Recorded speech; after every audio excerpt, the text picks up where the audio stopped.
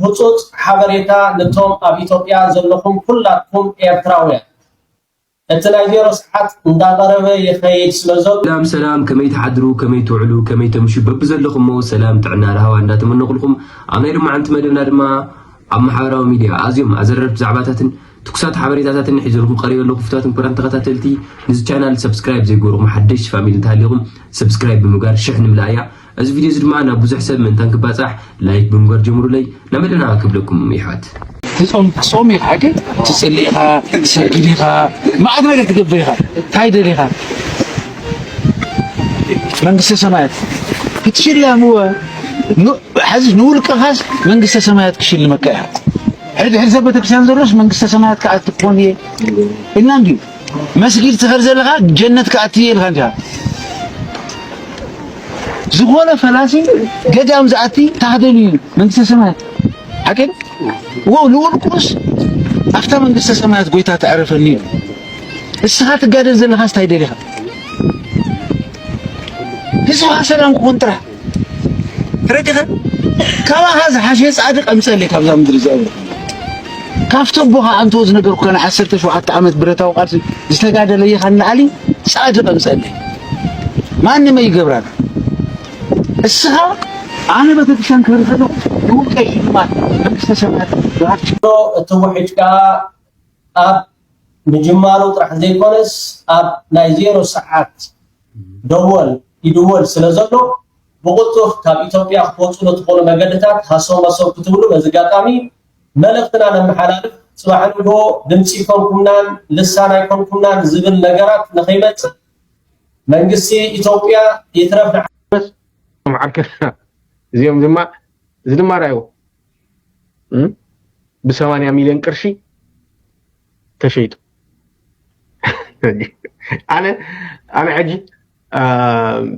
امنا بوليتيكا ايرترا كم بيسات كتسمع خلها بقعتهم ايرتران يقرهم يوم بقى 10 مليون بلوها 8 مليون نعم شو نعم نافق يرو كندزي بلوها امنا بوليتيكا تግራይ ግን ኖርማሊ ولا سب قتيلك ب 10 مليون كتوص تخليها سوز سبزي 8 مليون قرش تشيط አዲስ አበባ ዘሎ ገዙ ንኸይወረስ ወሕስና ሂቦም ኣሎ ነዚ ነዲስ አበባ ንሕሰዲድኩሞ ናይ ሞት በቃ ዓሪፉ ከምቲ ንወዲ ወረደ ዓሪፍካ ተቀመጥ ዝበልዎ አይነው ነዚ ከምዘይ ምሕረዎ ፈልጤ who cares እዚ ካብ ህዝቢ ትግራይ ይበልጽኒ እዚ ሁሉ ተጋራላይ ሕወሓት ኣብ ድኽነት ክነብር ከሎ እዚ ሰብ እዚ توحده ናይ $1 ሚሊዮን ዝኸውን ሃፍቲ ነይርዎ ኣብ አዲስ አበባ ዝነበረ ናይ ሴኩሪቲ ስራሕ ብሙሉ ኮንትራት ዝወስዱ ዝነበሩ በዓል ዚኣቶም እዮም ኣብ ታሪኽ ትግራይ ምናልባት ዝለዓለ ወዲ ወረደ ክንደይ 600 ሚሊዮን 600 ሚሊዮን ቅርሽ ኖርማሊ ባላ ኣብ ናይ ፖለቲካ ትግራይ ኖርማሊ ከይተገረሙ ኢለ على زي كال تولى عمب عم تحت قوزة تولى عمب عم تحت قوزة ناي مرحنا تبيله في زول تولى عمب مالك نقرأكم تولى عمب كابز قد بزوح يجيرو زتوسن عوارحكوا تجبر تعذب دابي حرن لا تعامته لما عنتي تركبوا على بزقصل زوعلو جبن تهليو بحقك عتتيو يبل بزناي تولد عنبب اكند تولد عنبب حدش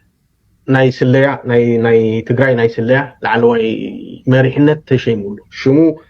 من يبحال كونريل اسملاش ولد محرت ወይ ድማ ወድ ወሌ ይባል ናይ በረኻ ሽሙ ተጋራላይ ካብቶም መለስ ዜናዊ ዝፈትዎም ዝነበሩ ናይ ስለላ ናይ ደህንነትን ሓለፍቲ ዝነበሩ ወዲ ወሌ ኣብ ናይ ተወልደ ዕንበብ ቦታ መጽኢሉ እዚ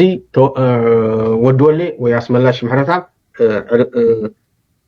አስመላሽ ወልደ ምሕረት ንብዙሕ ዓመታት ኣብ ናይ ሕወሓት ብፍላይ ኣብ ናይ ወጻኢ ናይ ስለያ መሓውር ዝሰርሕ ዝነበረ እዩ ስለዚ ካብኡ ዝሓሸ ሰብ መጽኢሎ ማለት እዩ ተወልደ ዕንበብ كم ود ورده قم مسرنيا نابز خوده يقول لكن we don't know in case همزجيتاቸው ረዳ ኬላ ጥሒሰዶ ገለ ኸይደዶ ዝበሎ ከም ኢሉ ከሃድም ከይፍትር ሓደ አፍትናይ ስለያ ስራሕ ብዙሕ ዓመታቱን ስለተቀመጠ ተወልደ ዕንበብ ሁኖስ ገንዘቡን ስለዘለዎ ከምል ስለዝኽእል ሓደራ ኹን ብል ግን 00 ተወልደ ዕንበብ አበይ ይበልዕ አበይ ሰቲ አበይ ድቅስ አበይ ካፌ አበይ ኢንተርኔት ተጠቀም ኩሉ ፍሉጥ ኣብ መቐለ ዘለኹም ሮማዶ ሆቴል ትብል እንድሕራላ አው ኸይድኩም ተወልደ ዕንበብ ክትረኽብዎ ትኽእሉ እዮም አው ይዞዕል ፍላይ ኢንተርኔት ክትጥቀም ወይ ሻህ ሰቲ ወይ ገለ ክብል ሮማዶ ሆቴል ትበሃላላትኩም ኣብ ከተማ መቐለ አባይ ይዞዕል ስለዚ እንታይ ክብል ደሊ ናብ ተምልጦ ይብልካን ይብሓፈሹ ኢንኬዝ እንተምሊጥካ ግን ወል ንነፍስኻ حسب ስለዚ ኣብ ዝቕፅል ዘሎ ሰሙን ኣብ ትግራይ ምናልባት ብዙሕ ማእሰርቲ ገለ ክትሪኡ ትኽእሉ ኢኹም ሰው ብዙሕ ኣይትደናገፁ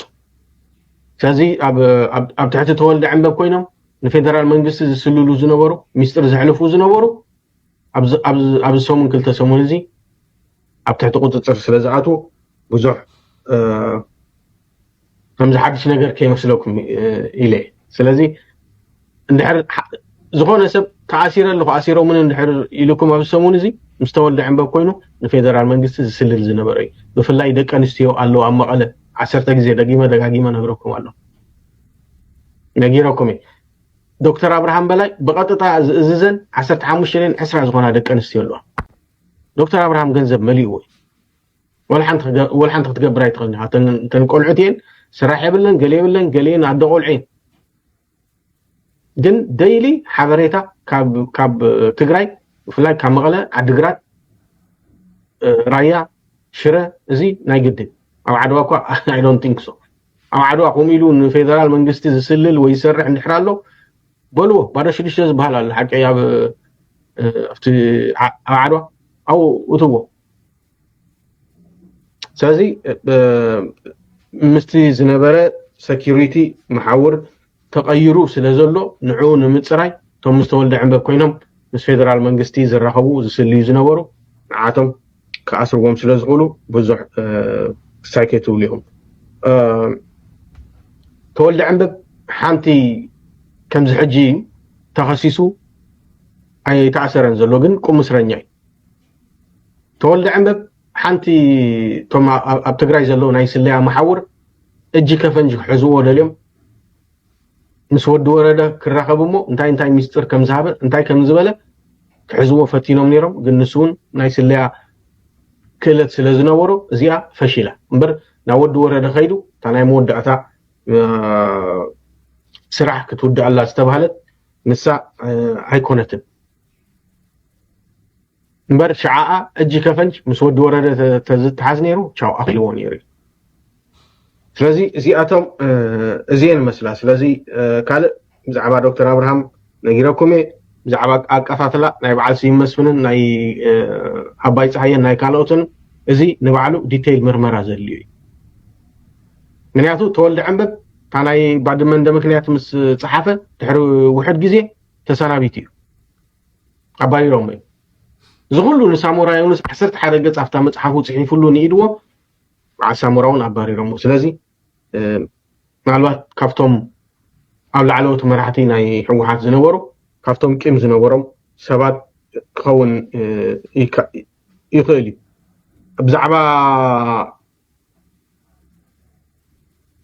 ብዛዕባ ሰበይቱ ናይ ተወልደ ዕንበብ ነጊረኩም ሽዑ ትግራዋይ በቃ ሓቂ መሲልካ ሰይቲ ተወልደ ዕንበብ ኛር ኢላ ክትበክ ከላ ከምዚ ገይሮም ለይዶ ኣፍሪሶም ለይዶ ከምዚ ገይሩ ኣብይ ከምዚ ገይሩ ክትብል ከላ ሕጂ ተፀጊዓ ምስ ኣብይ ናይ 80 ሚልዮን ቅርሺ ንብረት ተረኪባ ዘላ ንሳ እዞም ኩሎም ኣብ ኣዲስ ኣበባ ሃዲሞም ዘለዉ ማእከላይ ኮሚቴ ብምሉኦም ጉጅለ ክሕደት ትሪእዎም ዘለኹም ኣብቲ ናይ ትግራይ ኩናት ካብቲ ዝነበረ 60 ቢልዮን ቅርሺ ካሽ ካብኡ ከ200 300 150 ሚልዮን ቅርሺ ዝወሰዱ ሰባት ገንዘብ ናይ ህዝቢ ትግራይ ተወልደ ዕንበብ ድማ ب8 ሚልዮን ተሸይጡ ማለት እዩ እዚ እቲ ኢንፎርሜሽን ዘሎ ካብኡ ሓሊፉ ዝሓድሽ መፂ ዘሎ ኮሎኔል ኣስመላሽ ወልደ ምሕረት ዝበሃል ቅድሚ ሕጂ ፅቡቕ ተመክሮ ዝነበሮ ሰብ ኣይ ሆፕ ትግራይ ከሳግራ ኢልና ተስፋ ንገብር I hope to map ትግራይ ዘለው ባንዳታት ብሙላቶም ስጉም ተወስደሎም ወይ ከአስሮም ተስፋ ንገበር ስለዚህ ፖለቲካ ትግራይ ብሙሉኡ ናብ ገንዘብ ተቀይሩ ማለት እዩ ስለዚህ ለማዓንቲ ሓፋሽ ኩልኻ ፈሊጥካ ኣለኻ ሰብ ዝግድ ካብ ስልጣኑ ከም ዝወርድ ከምዚ ኪድበሎ ኪዳይ ትበሎ ከምዚ ኸይድ ገወሮ ዝዓይነቱ ዝሓለፈ 3-4 ወርሒ ኮሚ ነይሩ ናይ ሰብ እዚ ላይፍ ሰው አሞዳታ ኛሪሉ በቂ ማለት እንታይ ገረኩም በሰላም ከነብር የዝደሊ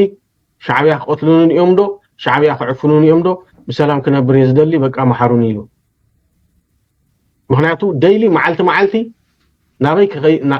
ናፍተን ኩለን ዝኸደለን ቦታታት ዝካታተልዎ ብመኪና ዝካታተልዎ ብእግሪ ዝካታተልዎ ብዙሓት ኣብ ከተማ መቀለ ነይሮም ሰብዚ ክፍትን ንኽእል ካሃድም ክፍትን ንኽእል እዚኣ ግን ከይትገብርዋ ከም በዓል ጻድቃን ከም በዓል ጌታቸው ትማላ ሃዲሞም ሕጂ ኣብ ኢትዮጵያ ቴሌቪዥን ኣፋና ቴሌቪዥን ንሳቶም እዮም ሓብሊሎም ዘሎ ንሳቶም እዮም ፖለቲካ ዝሰርሑ ዘሎ ምክንያቱ ኦሮሞ ከምኡ ክሰርሕ ኣይክእልን ኦሮሞ ክብል ከለኹ ኦሮሞ ብልፅግና ማለት እዩ ኣምሓራይ እቲ ኣብ ብልፅግና ኣምሓራ ዘሎ ናይ ብኣዴን ናይ ሎሚ ኣዴፓዲ ዝበሃል ፓርቲ ከምኡ ዓይነት ፖለቲካ ክሰርሑ ይክእሉ ናይ ጌታቸው ረዳ ንመከላከያ ኣብቲ መከላከያ ዘዳለዎ ሲምፖዚየም ዲና ኾኑሎ ወላ ገለ ኣው ጌታቸው ረዳ ዘቕረቦ ክንደይ ሰብሪዎ 160,000 ሰብሪዎ ሓውካ ወዲ በሻሻ ቃለ መጠይቅ ኣለዎ ድሕሪ አይ ዶንት ኖ ወይ ለማዓንቲ ወይ ድሕሪ 2-3 መዓልቲ ቃለ መጠይቅ ኣለዎ ሰምዖ ሰብ የለ ከመይ ገይሩ ናይ ጌታቸው